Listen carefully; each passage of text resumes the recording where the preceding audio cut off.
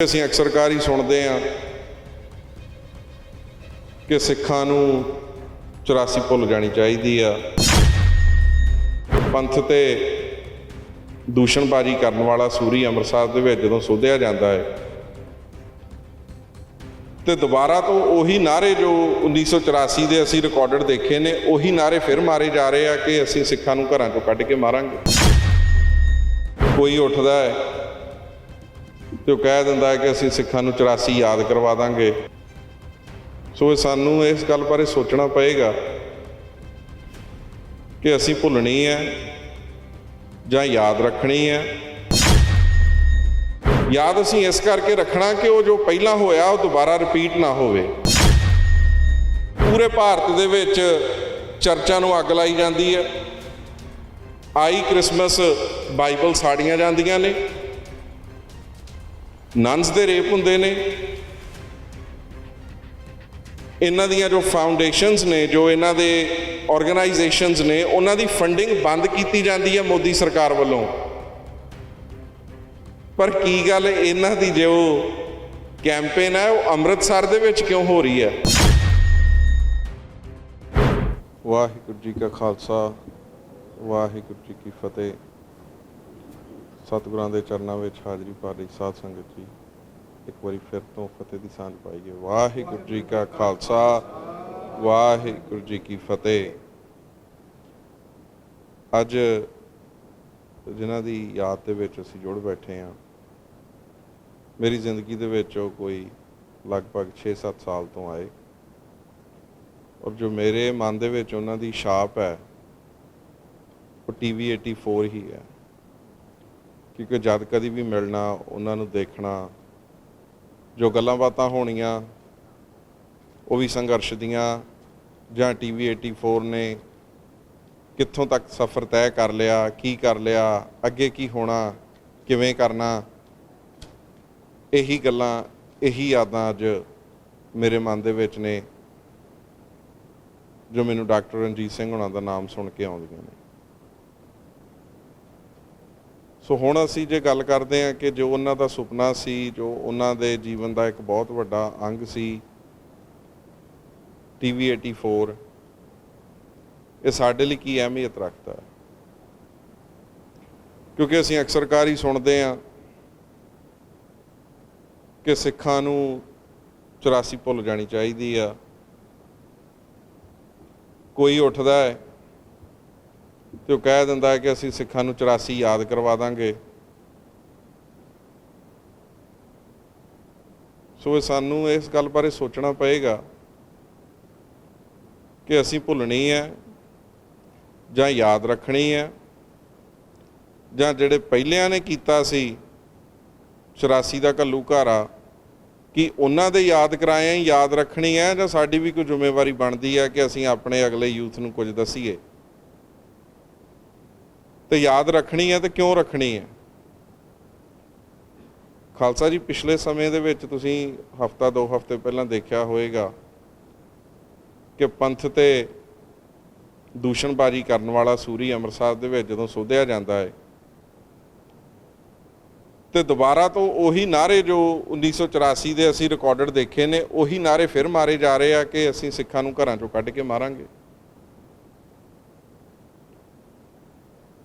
ਸੋ ਦੁਸ਼ਮਣ ਉੱਥੇ ਹੈ, ਥ੍ਰੈਟ ਉੱਥੇ ਹੈ, ਸਿੱਖ ਉੱਥੇ ਨੇ,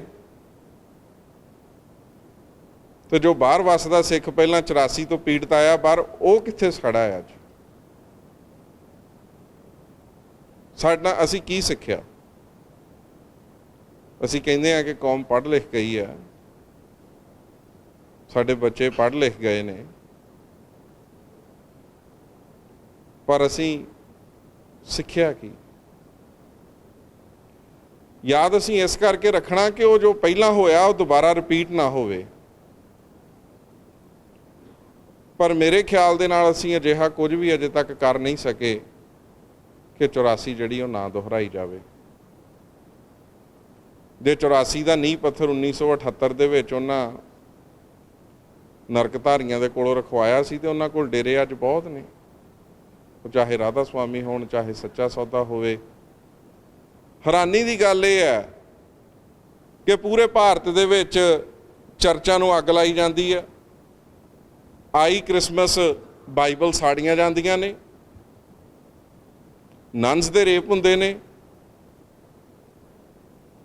ਇਹਨਾਂ ਦੀਆਂ ਜੋ ਫਾਊਂਡੇਸ਼ਨਸ ਨੇ, ਜੋ ਇਹਨਾਂ ਦੇ ਆਰਗੇਨਾਈਜੇਸ਼ਨਸ ਨੇ, ਉਹਨਾਂ ਦੀ ਫੰਡਿੰਗ ਬੰਦ ਕੀਤੀ ਜਾਂਦੀ ਹੈ ਮੋਦੀ ਸਰਕਾਰ ਵੱਲੋਂ। ਪਰ ਕੀ ਗੱਲ, ਇਹਨਾਂ ਦੀ ਜੋ ਕੈਂਪੇਨ ਹੈ ਉਹ ਅੰਮ੍ਰਿਤਸਰ ਦੇ ਵਿੱਚ ਕਿਉਂ ਹੋ ਰਹੀ ਹੈ? ਬਾਕੀ ਸਭ ਸਟੇਟਸ ਦੇ ਵਿੱਚ ਕ੍ਰਿਸਚੀਅਨਸ ਦੀ ਪਰਸੀਕਿਊਸ਼ਨ ਹੋ ਰਹੀ ਹੈ, ਔਰ ਪੰਜਾਬ ਦੇ ਵਿੱਚ ਉਹ ਕਹਿ ਰਹੇ ਨੇ ਕਿ ਅਸੀਂ ਇੱਥੇ ਸਾਰੇ ਬਣਾ ਹੀ ਕ੍ਰਿਸਚਨ ਦੇਣੇ ਨੇ। ਅਸੀਂ ਕ੍ਰਿਸਚਨ ਨੇਸ਼ਨ 'ਚ ਰਹਿ ਰਹੇ ਹਾਂ, ਔਰ ਅਸੀਂ ਅਕਿਰਤਕਾਣ ਨਹੀਂ ਹੈਗੇ, ਅਸੀਂ ਨਫ਼ਰਤ ਦਾ ਮੈਸੇਜ ਨਹੀਂ ਫੈਲਾ ਰਹੇ। ਪਰ ਜੇ ਕੋਈ ਕੂੜਨੀਤੀ ਦੇ ਤਹਿਤ ਕਵੇ ਕਿ ਮੈਂ ਸਿੱਖਾਂ ਨੂੰ ਖਤਮ ਕਰ ਦੇਣਾ, ਉਹਦੇ ਅਗੇਂਸਟ ਬੋਲਣਾ ਤਾਂ ਸਾਡਾ ਫਰਜ਼ ਬਣਦਾ ਹੈ ਨਾ।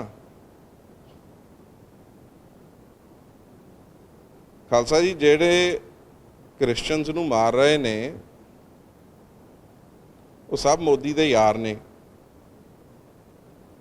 ਔਰ ਵਾਈਟ ਹਾਊਸ ਦੇ ਵਿੱਚ ਉਹਨਾਂ ਨੂੰ ਵੱਡੀਆਂ ਪੋਸਟਾਂ ਦਿੱਤੀਆਂ ਜਾ ਰਹੀਆਂ ਨੇ।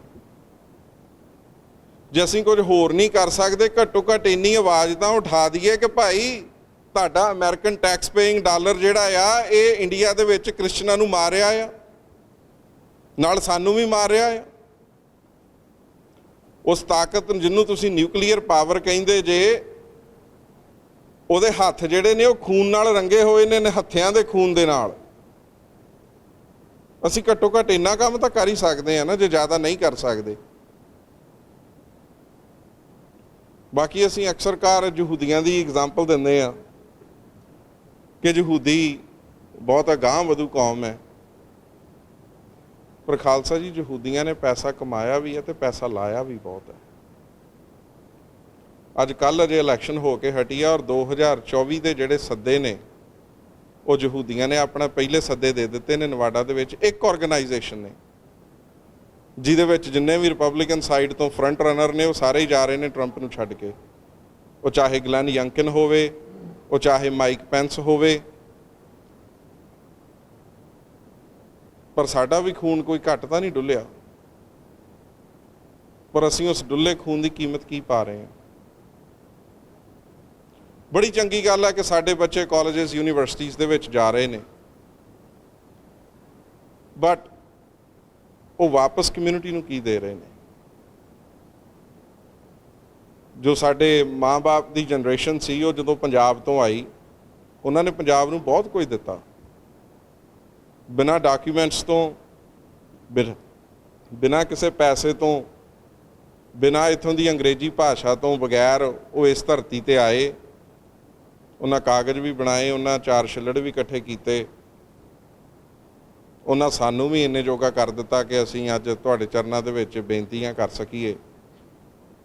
ਸੋ ਉਸ ਜਨਰੇਸ਼ਨ ਨੇ ਤਾਂ ਬਹੁਤ ਕੀਤਾ, ਪਰ ਜੋ ਸਾਡੀ ਜਨਰੇਸ਼ਨ ਹੈ ਉਹਦੇ ਤੱਕ ਇਹ ਮੈਸੇਜ ਕਿਉਂ ਨਹੀਂ ਰੈਜ਼ੋਨੇਟ ਹੋ ਰਿਹਾ? ਕਿਉਂਕਿ ਜਦੋਂ ਤੁਹਾਡਾ ਖੂਨ ਖੌਲਿਆ, ਪਰ ਸਾਡਾ ਅੱਜ ਕਿਉਂ ਨਹੀਂ ਖੌਲ ਰਿਹਾ?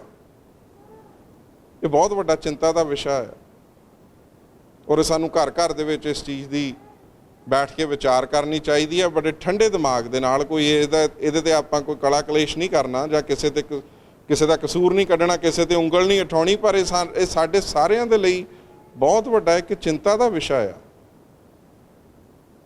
ਕਿ ਜੇ ਇਹ ਜਿਹੜੀ ਸਾਡਾ ਥ੍ਰੈਟ, ਅਸੀਂ ਮੰਨਦੇ ਹਾਂ ਕਿ ਥ੍ਰੈਟ ਉੱਥੇ ਆ, ਪਰ ਫਿਰ ਉਸ ਥ੍ਰੈਟ ਨੂੰ ਨਿਊਟਰਲਾਈਜ਼ ਕਰਨ ਵਾਲੀਆਂ ਸਾਡੀਆਂ ਜਿਹੜੀਆਂ ਫੋਰਸਿਸ ਨੇ ਉਹ ਕਿਉਂ ਨਹੀਂ ਖੜੀਆਂ ਹੋ ਰਹੀਆਂ? ਕਿਹੜੀਆਂ ਕਮੀਆਂ ਨੇ? ਗੈਪ ਕਿੱਥੇ ਹੈ? ਕਮਿਊਨੀਕੇਸ਼ਨ ਦਾ ਗੈਪ ਕਿੱਥੇ ਹੈ? ਸੋ ਨਾਲ ਦੀ ਨਾਲ ਅਸੀਂ ਅਪੀਲ ਕਰੀਏ ਕਿ TV 84 ਦਾ ਜੇ ਹੋਰ ਕੁਝ ਨਹੀਂ ਨਾ ਕੀਤਾ ਤੇ TV 84 ਨੇ ਸਾਨੂੰ 84 ਨਹੀਂ ਭੁੱਲਣ ਦਿੱਤਾ। ਹੋਰ ਜੋ ਕੁਝ ਉਹ ਕਰਦੇ ਨੇ ਮੈਂ ਉਹਦੇ ਬਾਰੇ ਤਾਂ ਨਹੀਂ ਕੁਝ ਕਹਿ ਸਕਦਾ, ਬਹੁਤ ਕੁਝ ਕਰਦੇ ਨੇ, ਪਰ ਮੈਂ ਸਿਰਫ ਤੇ ਸਿਰਫ ਇੱਕੋ ਚੀਜ਼ ਤੇ ਜ਼ੋਰ ਦਿੰਦਾ ਕਿ ਘੱਟੋ ਘੱਟ ਉਹਨਾਂ ਨੇ ਸਾਨੂੰ 84 ਨਹੀਂ ਭੁੱਲਣ ਦਿੱਤੀ, ਔਰ ਅਸੀਂ ਉਸ ਚੀਜ਼ ਦੇ ਲਈ ਆਪਣਾ ਫਰਜ਼ ਨਿਭਾਈਏ, ਕਿਉਂਕਿ ਇਹ ਕੰਮ ਸਾਡਾ ਸਾਰਿਆਂ ਦਾ ਬਣਦਾ ਹੈ ਕਿ ਅਸੀਂ ਆਪਣੇ ਦਸਵੰਧ ਦੇ ਵਿੱਚੋਂ ਸਰਦਾ ਬਣਦਾ ਜੋ ਕੁਝ ਵੀ ਕੋਈ ਦੇ ਸਕਦਾ ਹੈ, ਔਰ ਜ਼ਰੂਰ ਦੇ ਕੇ ਜਾਈਏ। ਮੈਂ ਤਾਂ ਇਹ ਕਹਾਂਗਾ ਕਿ ਅਸੀਂ ਆਪਣੀ ਵਿੱਤੋਂ ਬਾਹਰੇ ਹੋ ਕੇ ਵੀ ਜੇ ਸਾਨੂੰ ਇਸ ਚੀਜ਼ ਦੇ ਲਈ ਇਨਵੈਸਟਮੈਂਟ ਕਰਨੀ ਚਾਹੀਦੀ ਹੈ ਤਾਂ ਜੋ ਸਾਡਾ ਆਉਣ ਵਾਲਾ ਭਵਿੱਖ ਹੈ ਉਸ ਦੇ ਵਿੱਚ ਅਸੀਂ ਇਹਦੀ ਰਿਟਰਨ ਲੈ ਸਕੀਏ। ਇੰਨੀਆਂ ਕੁ ਬੇਨਤੀਆਂ ਕਰਦਾ ਹੋਇਆ ਮੈਂ ਖਿਮਾ ਦਾ ਜਾਚਕ ਹਾਂ। ਵਾਹਿਗੁਰੂ ਜੀ ਕਾ ਖਾਲਸਾ, ਵਾਹਿਗੁਰੂ ਜੀ ਕੀ ਫਤਿਹ।